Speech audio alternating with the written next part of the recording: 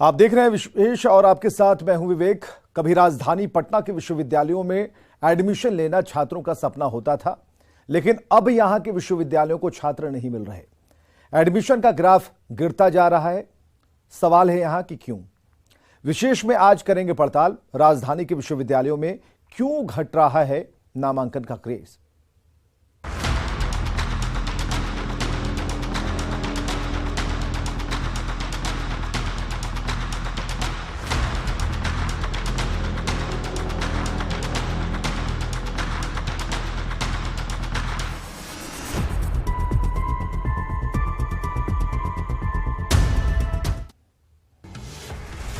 Political play school से क्यों दूर भाग रहे हैं पढ़ने वाले।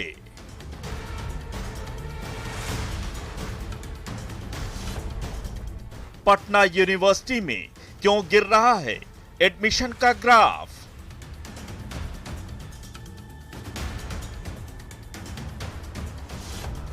पाटलिपुत्र विश्वविद्यालय का भी हाल क्यों है बुरा।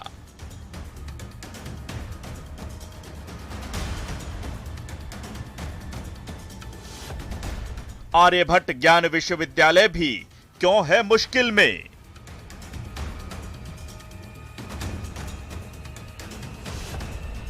क्या हो गया पटना के गौरवशाली शिक्षा इतिहास को।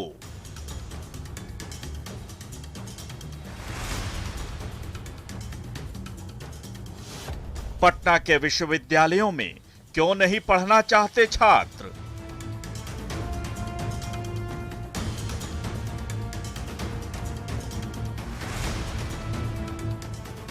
कभी राजधानी पटना के विश्वविद्यालयों में एडमिशन लेना छात्रों का सपना होता था। यहां के कॉलेजों में एडमिशन हो जाना ही गर्व की बात मानी जाती थी। लेकिन अब पटना के यूनिवर्सिटीज में एडमिशन का ग्राफ गिरता जा रहा है। इन विश्वविद्यालयों में सीटें खाली रह जा रही हैं। चाहे प्रतिष्ठित पटना यूनिवर्सिटी हो या आर्यभट्ट ज्ञान विश्वविद्यालय या फिर पाटलिपुत्र विश्वविद्यालय, सभी की हालत एक जैसी है। कई डिपार्टमेंट में छात्र एडमिशन लेने में रुचि ही नहीं दिखा रहे। आखिर क्यों गिर रहा है राजधानी पटना की यूनिवर्सिटीज में एडमिशन का आंकड़ा। विशेष में आज करेंगे पड़ताल।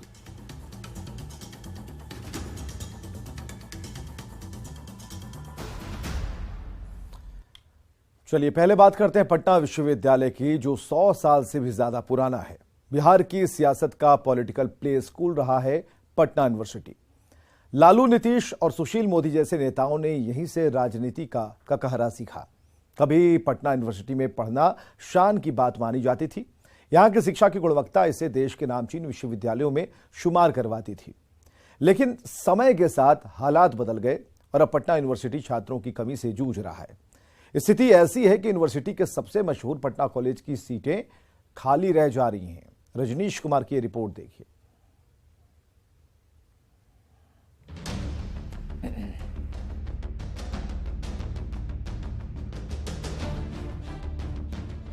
यूनिवर्सिटी ऑफ लंदन के तर्ज पर बने पटना विश्वविद्यालय का इतिहास गौरवशाली रहा है।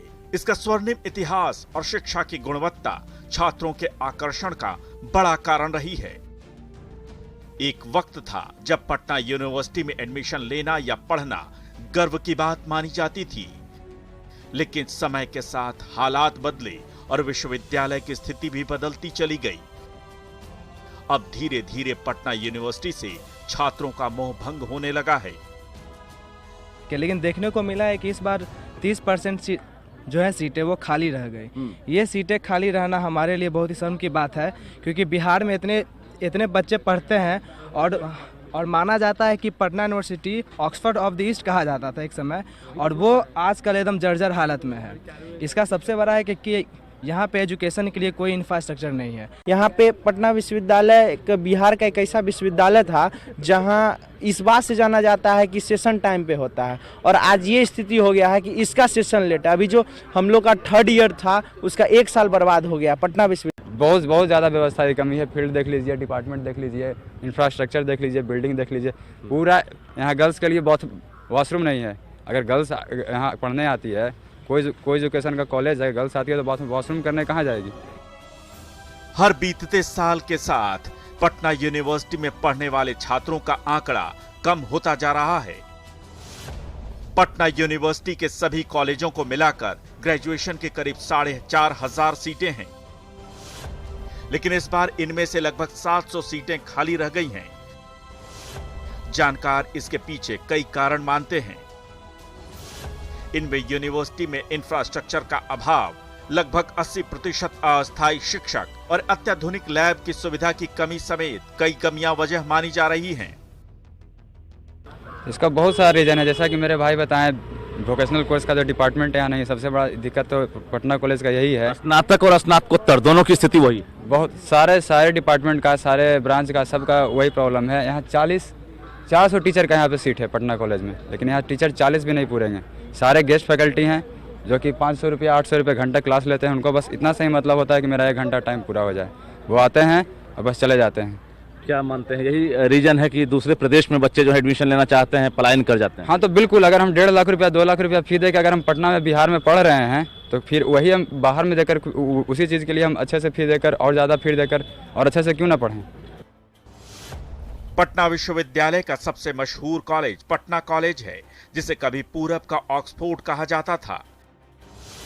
लेकिन इस प्रतिष्ठित कॉलेज में भी 750 सीटों में से लगभग 200 सीटें खाली रह गई हैं।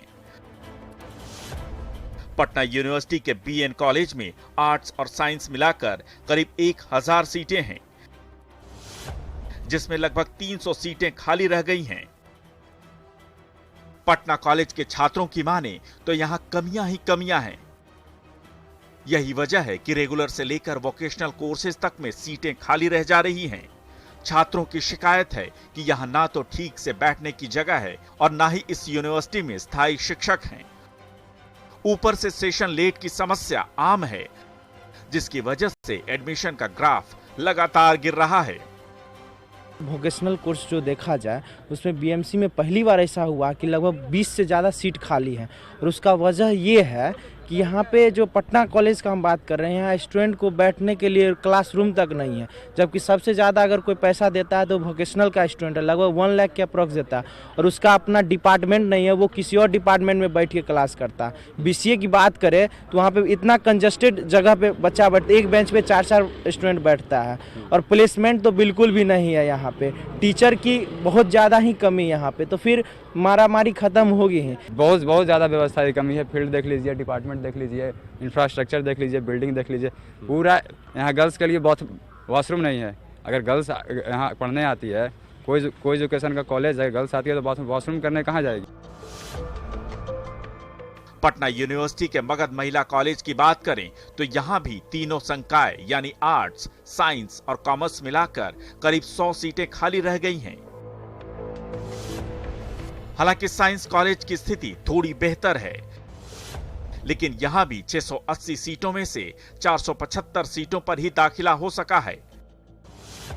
इनमें मुख्य विषयों में भौतिकी, रसायन और गणित में दाखिला तो हुआ है, लेकिन कई नए विषयों में सीटें खाली रह गई हैं। शिक्षक भी मानते हैं कि यहां लैब की कमी है, और यह भी बड़ा कारण है छात्रों की संख्या कम होने का। सबसे बड़ी कमी है कि आज के विज्ञान के क्षेत्र में विशेषकर लैब को जिंदा करना, और चूंकि संख्या बढ़ती जा रही है, अब तो सेमेस्टर सिस्टम आ गया, तो सेमेस्टर सिस्टम में कंप्लीट कंटिन्यूअस बच्चों को लैब के साथ साथ सारी एक्टिविटी चाहिए। तो उस एक्टिविटी के लिए ये महाविद्यालय का प्लानिंग नहीं हुआ था। ये प्लानिंग हुई थी सेलेक्टिव लोगों के लिए। जैसे 60 स्टूडेंट हम लोग जब अपने ज़माने में पढ़ते थे तो सिर्फ 60 स्टूडेंट ऑनर्स में पढ़ते थे। जब एमएससी में आया तो 40 स्टूडेंट का स्ट्रेंथ था, लेकिन आज संख्या ऑनर्स में, फिजिक्स ऑनर्स की अगर हम बात करें, मैं फिजिक्स का छात्र हूँ, तो 120-130 बच्चे अब ऑनर्स में आते हैं। तो उनके लिए लैब की प्लानिंग करनी है, जो पहले 30 बच्चों के लिए लैब की प्लानिंग थी। जैसे कि मतलब कि SC/ST का है, उसका सीट नहीं भर पाता है, तो उसको जनरल में करते हैं लोग, तो जनरल में भी लोग नहीं कर पाते हैं उसको। यूनिवर्सिटी लेवल पर भी इसमें कुछ कमी आ जाती है, और उसको लेकिन वहाँ से भी अप्रूवल मिल जाता है, और एडमिशन है। टीचर्स की तो बहुत कमी है। एडहॉक टीचर से ही हम लोग अभी काम चला रहे हैं। हमारे यहाँ पर अभी फिजिक्स की बात करें अगर, तो 5 एडहॉक टीचर हैं, हम लोग 3 या 4 हम लोग रेगुलर टीचर हैं। टीचर की बहुत कमी है। पटना विश्वविद्यालय के वीसी की माने तो सीटें खाली रहने का मुख्य कारण कई विषयों में बच्चों का रुझान कम होना है। हालांकि उनका दावा है कि 267 शिक्षकों की बहाली हुई है और विश्वविद्यालय की शिक्षा प्रणाली में दिनों दिन सुधार हो रहा है। साथ ही व्यवस्था पटरी पर लौट रही है। नहीं, देखिए, आप देखें शुरू का आंकड़ा, जैसे पूरे यूनिवर्सिटी में हमारे 4300 करीब यूजी में सीट हैं, उसमें करीब 4000 प्लस का एडमिशन हुआ। जो सीट खाली रह गए उसका मेन कारण है कुछ ऐसे सब्जेक्ट जैसे अरबिक है, पर्शियन है, मैथिली है, संस्कृत है, कुछ उर्दू भी है। इसमें बच्चों का रुझान कम होने के कारण इसमें लोग कम इंटरेस्ट लेते हैं इस सब सब्जेक्ट में, जिसके चलते वो सब सीटें खाली हैं। पहले जो स्थिति थी उसको मैं एक्सेप्ट करता हूँ कि जो जिस तरह से यूनिवर्सिटी की स्थिति थी, निगेटिव डायरेक्शन में जा रहा था जी। जब से हम लोगों ने काम करना शुरू किया, करीब हमारे आए हुए 2 साल से ज़्यादा हो गए, हर फील्ड में हम लोग काम कर रहे हैं और आज की स्थिति जो उसका डाउनवर्ड फॉल हो रहा था, अपवर्ड डायरेक्शन में जा रहा है और हम उम्मीद करते हैं कि आगे आने वाले 2 से 3 साल में ये अपना पुराना गौरव प्राप्त कर लेगा। पटना विश्वविद्यालय की स्थापना 1917 में अंग्रेजों ने की थी और ये देश का 7वां सबसे पुराना विश्वविद्यालय है। इसे कभी बिहार की सियासत का पॉलिटिकल प्ले स्कूल भी कहा जाता था। एक ऐसा प्ले स्कूल जिसके सियासी प्रोडक्ट पूरे देश में मशहूर हुए। इस विश्वविद्यालय से निकले छात्रों ने राजनीति, कला और साहित्य के क्षेत्र में खूब नाम कमाया। एक समय ऐसा था जब जेपी की संपूर्ण क्रांति की कहानी का पहला अध्याय भी यहीं लिखा गया था। लेकिन आज ये प्रतिष्ठित विश्वविद्यालय कई वजहों से अपनी बदहाली पर रो रहा है। न्यूज़ 18 के लिए पटना से रजनीश कुमार की रिपोर्ट।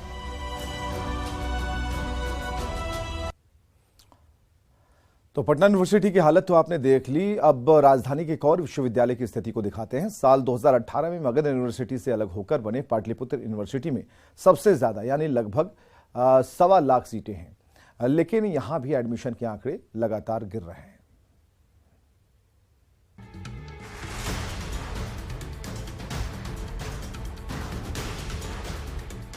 पाटलिपुत्र यूनिवर्सिटी पटना का 7वां और पटना प्रमंडल का 8वां विश्वविद्यालय है।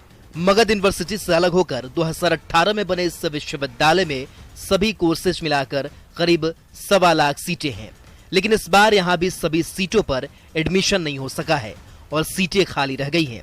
छात्रों का दावा है कि यूनिवर्सिटी का सेशन टाइमली है और शिक्षा व्यवस्था भी दुरुस्त है, लेकिन विश्वविद्यालय स्तर पर नामांकन से लेकर फॉर्म भरने की प्रक्रिया में सुधार की जरूरत है। सेशन तो सही है, सिर्फ यहाँ पे टीचर भी बहुत कम ही है और व्यवस्था थोड़ा पहले से सही तो नहीं हुआ, खराब ही है। मतलब व्यवस्था संतुष्ट हैं आप? नहीं, रिजल्ट में तो सुधार है, सेशन भी ठीक है, बट फॉर्म में साइट अच्छा नहीं ले रहा है। समय पर परीक्षा हो रही है? यस सर, हाँ हो रहा है अच्छा से। टीचर्स की कमी भी है? नहीं, नो टीचर्स बहुत अच्छे हैं। ये मेन स्ट्रीम है, उसमें स्टूडेंट्स क्लास लेने आते हैं? यस सर, आते हैं। क्लास करते हैं? Yes sir. बताइए, आप लोग यहाँ पढ़ाई जब करते होंगे, काफी रिकॉर्ड खराब रहा, सेशन लेट होना, ये होना। सेशन में तो कोई प्रॉब्लम नहीं होती है, सेशन भी टाइम से, टीचर्स भी टाइमली आते हैं, पढ़ाई भी टाइमली होता है, बट वही इशू है कि फॉर्म में ज़्यादा दिक्कत हो जाता है। जैसे रॉन्ग भरा गया या फिर गलत भर दिए या फिर साइन, जैसे हम लोग सब कुछ सही करके तो उधर से आता है जो वो रॉन्ग हो जाता है ना। 75% अटेंडेंस पूरा हो रहा है? हाँ जी, वो तो कम्प्लीटली कंपल्सरी जाते हैं। क्लास में टीचर्स आते हैं? हाँ जी, वो तो पढ़ाई हो रही है। हाँ, पढ़ाई भी हो रही है, वो सब में कोई प्रॉब्लम नहीं। मेन इशू यूनिवर्सिटी कर रहे हैं, जैसे कि साइट इशू हो गया, फॉर्म इशू हो गया, या फिर जैसे कि इतना देर खड़ा रहना पड़ता है, मतलब बस वो प्रॉब्लम। ड्रॉप आउट की नौबत तो नहीं आएगी? नहीं, ड्रॉप आउट की नौबत।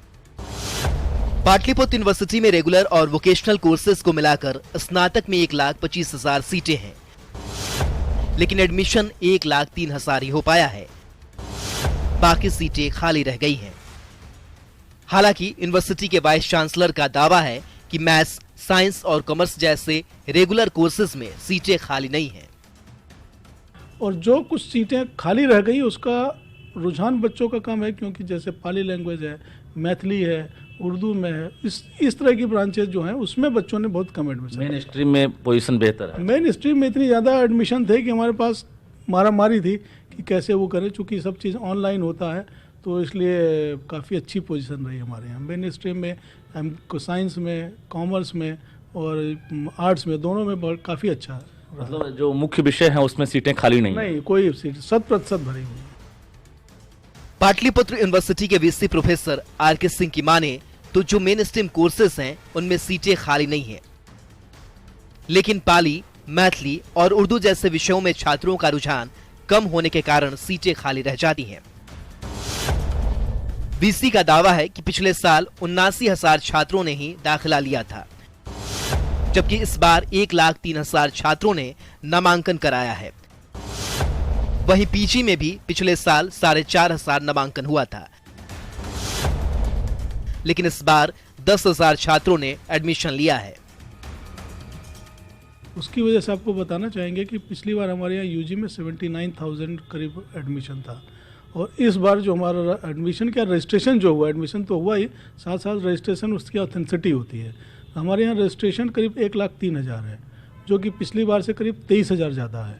और इसी तरह से पीजी में पिछली बार हमारे पास 4,500 एडमिशन था, इस बार 10,500 के करीब है।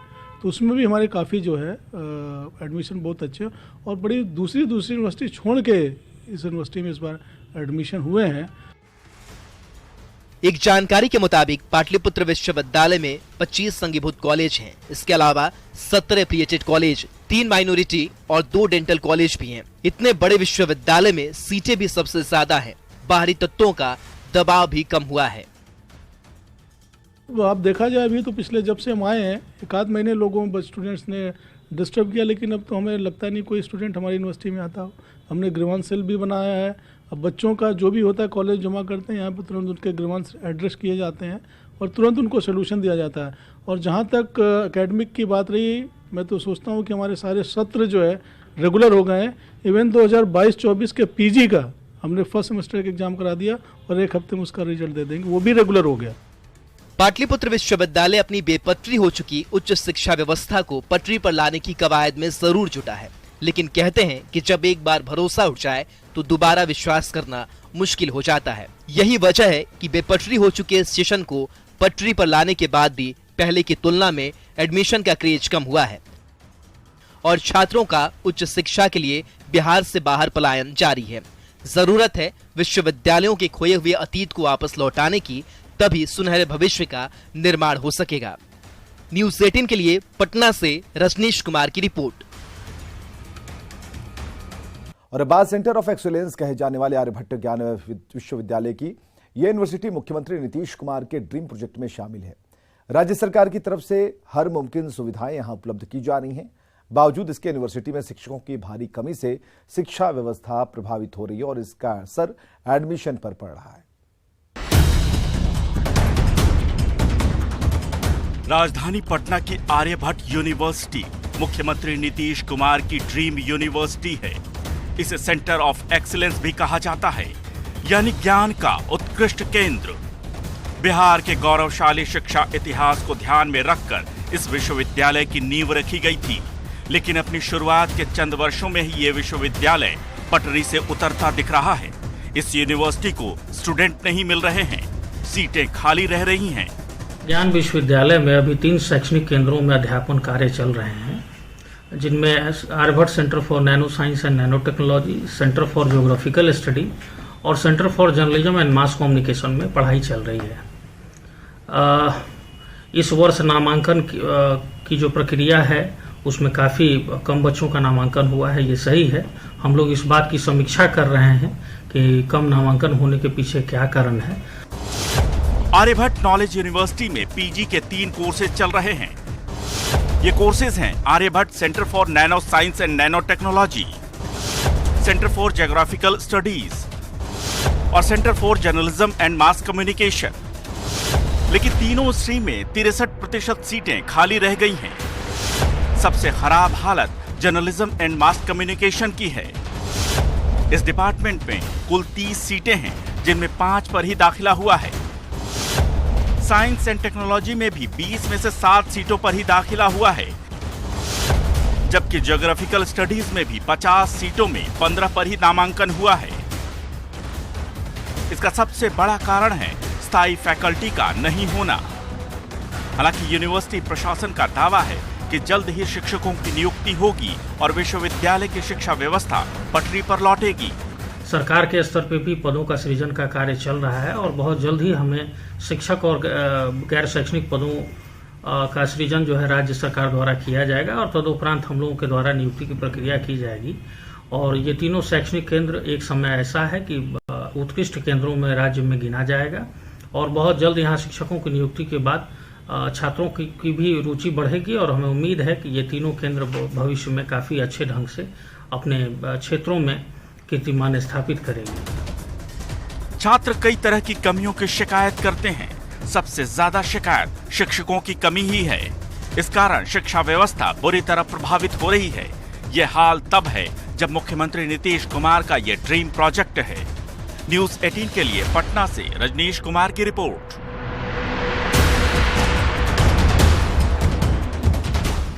तो विशेष में आज के लिए बस इतना ही। देखते रहिए न्यूज़ 18 बिहार झारखंड।